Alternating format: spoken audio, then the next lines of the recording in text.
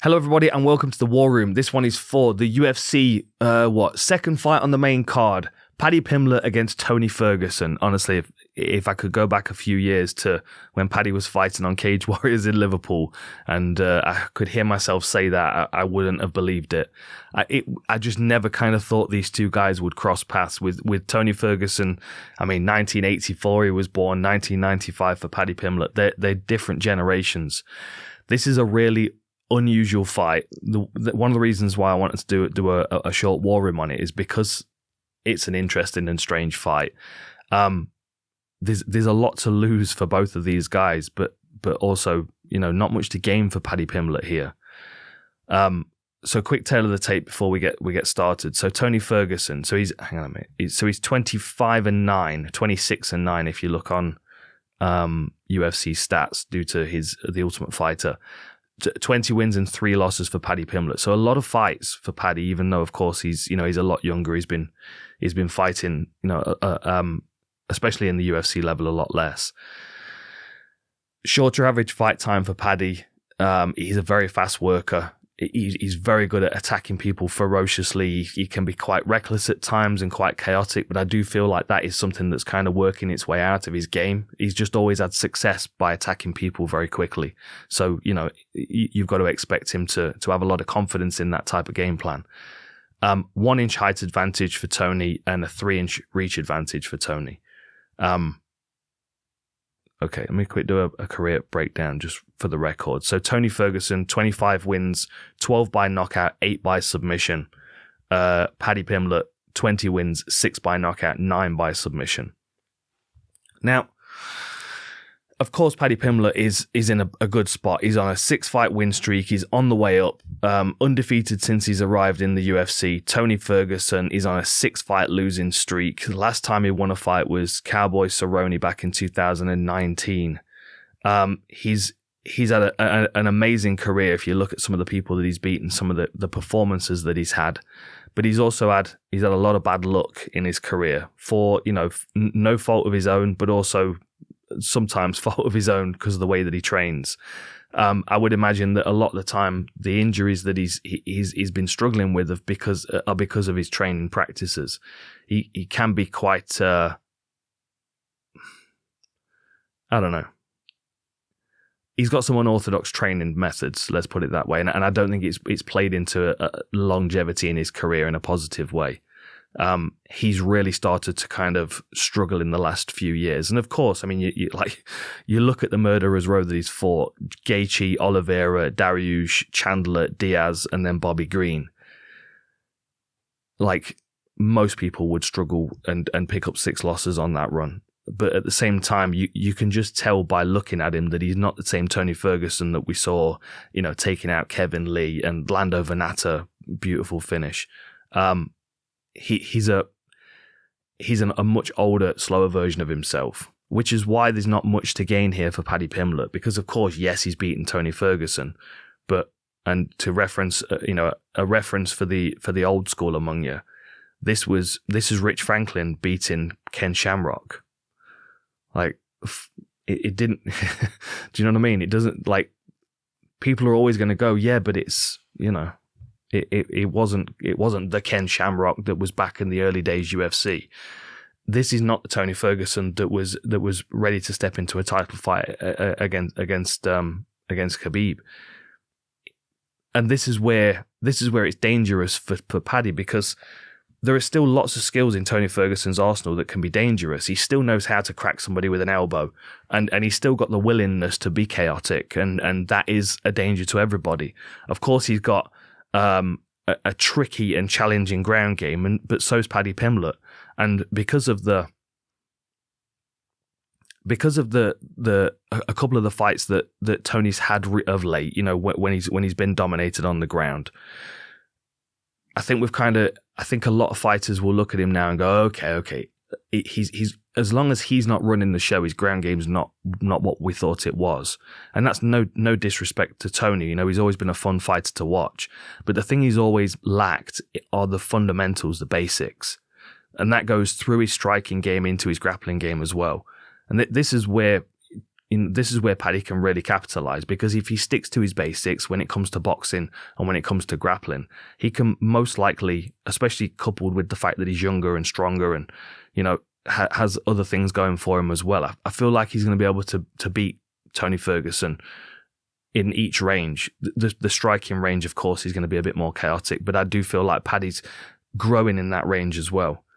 Now, if he beats Tony Ferguson, then he's got Tony Ferguson's name on his record, but it's not the Tony Ferguson that was worth beating. If he loses to Tony Ferguson, it doesn't really do a great deal for Tony, but I mean, of course, it gets him one win back, but it just prolongs the situation that he's in, where he's going to be used to build up the next person. But it would really slow Paddy down, so that's why it's a risky fight for him. But at the same time, I feel, especially at this stage, it's a fight that Paddy should win, really, right? He is faster, he is younger. I do feel like there have been big improvements in his striking, and I feel like now he's hit the UFC stage and he's doing well. He knows the expectations are on his shoulders, and I think that's translated into his presence in the gym. Speaking to his coaches, to his S&C coach, and he is putting the work in. You can see from photos that he's kept his discipline with his diet, and he's not blown all the way up to the weight that he would, which is positive, because that he's either taking control of his diet, so he's not eating a bunch of junk, which I don't think is the case, or he's training a lot, which is offsetting the additional calories that he's taking in, which I think is more likely. So the benefit there is that he is putting more time in the gym, on the mats, in the weights room, building himself into his frame as a lightweight. Let's have a quick look at UFC stats. And again, the stats are going to be kind of skewed based on the amount of fights that Tony Ferguson's had in the UFC and the level that he's been fighting at. But stats still are very good. He has a higher striking output than Paddy Pimblett, but he also has a longer average fight time. He absorbs more strikes per minute, which is going to be the case here if they stay in a striking range. I feel like Paddy's going to throw volume. He can get a bit chaotic and a bit wild, and that's where Tony can probably capitalize, because he's got to. The moments where Tony wins this fight is where he does run Paddy onto an elbow, or does something chaotic that ends him up on a neck, chasing a guillotine or chasing a Darce choke or an anaconda. They're the moments where Tony can really kind of show us the version that we remember back in the day. He's just not quite as quick as he used to be, which means his reactions aren't quite the same. And this is where Paddy putting his foot on the gas early might be a real benefit to him, because he might be able to A, catch Tony a bit cold, or B, get him to work really hard through the first round when he's already kind of driven himself into the ground in his training camp. Like Paddy said it himself, the one thing that Tony didn't need was, well, the two things is heart or conditioning.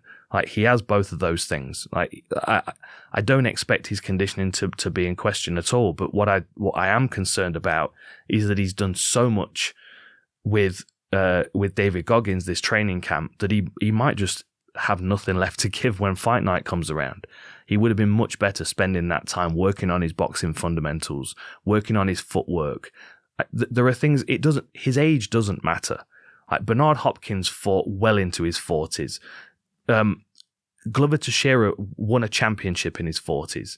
The reason why Glover Teixeira won in his 40s, and the reason why Bernard Hopkins was still successful, was in nearly 50, I think, when he retired, 48. The reason why is because they have good fundamentals. I say this often to young fighters, like Glover Teixeira, you want Glover Teixeira's game. Even if you love spinning head kicks and Imanari rolls, it doesn't matter.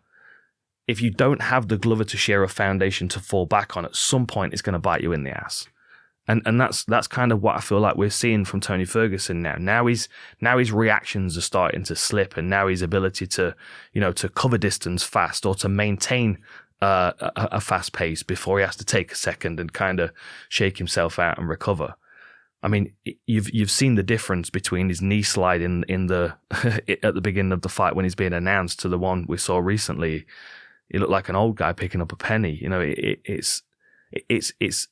He's not. I don't think he's invested his time in the right directions, and I think that that might be telling in the fight. And if Paddy fights the right way, then he's gonna exacerbate that situation. I think it's a good opportunity for Paddy here, but I also think that it's a risky one. because he is fighting someone that is in such a weakened spot of his career. I'm a big fan of Tony. I have been for a long time. I can be critical of him, but that is kind of my job, to kind of critique people. And if they're good at something, Tony's incredibly tough. He's incredibly durable. He's very, very exciting, and he's able to throw submissions at people and catch them with things that other people would just never be able to do. I mean, his knockout of Kakuno, a little slip back counter, Barbosa with, you can't understate the effect that Tony Ferguson has had in MMA. Is he the best mixed martial artist that we've ever seen? Absolutely not.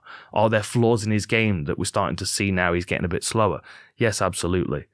But I hope that whatever happens in this fight and whatever happens going forward, Tony Ferguson is all right. And I hope he finds something else that he can get his teeth into, because I think the MMA career is starting to pass him by. And it can be rough to watch at times. All right.